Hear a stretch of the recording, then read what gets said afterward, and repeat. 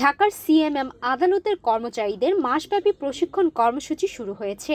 আজ ২১ এপ্রিল এ কর্মসূচির শুভ উদ্বোধন করেন ঢাকার সিএমএম মোহাম্মদ মোস্তাফিজুর রহমান। পরে তিনি সম্মেলন কক্ষে প্রশিক্ষণ কর্মসূচির শুভ উদ্বোধন করেন ও দিক নির্দেশনামূলক বক্তব্য প্রদান করেন। সিএমএম তার বক্তব্যে সহায়ক কর্মচারীদের প্রচলিত আইন অনুসরণ করে আদালতে তাদের দায়িত্ব সঠিকভাবে পালনের নির্দেশ প্রদান করেন।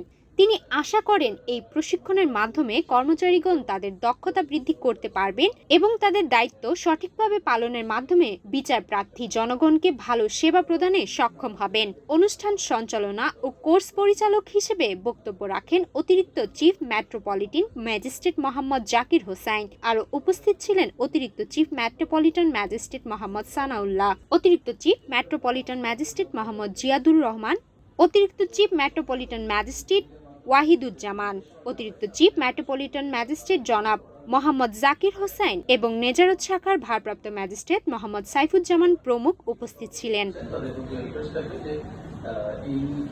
কর্মচারীদের দক্ষতা বৃদ্ধির লক্ষ্যে সকল পর্যায়ের কর্মচারীদের জন্য ৫ সপ্তাহব্যাপী বিশেষ প্রশিক্ষণ কোর্স পরিচালনা করা হবে। কোর্স শেষে সনদ প্রদান সহ প্রশিক্ষণার্থীদের বিশেষভাবে মূল্যায়ন করা হবে।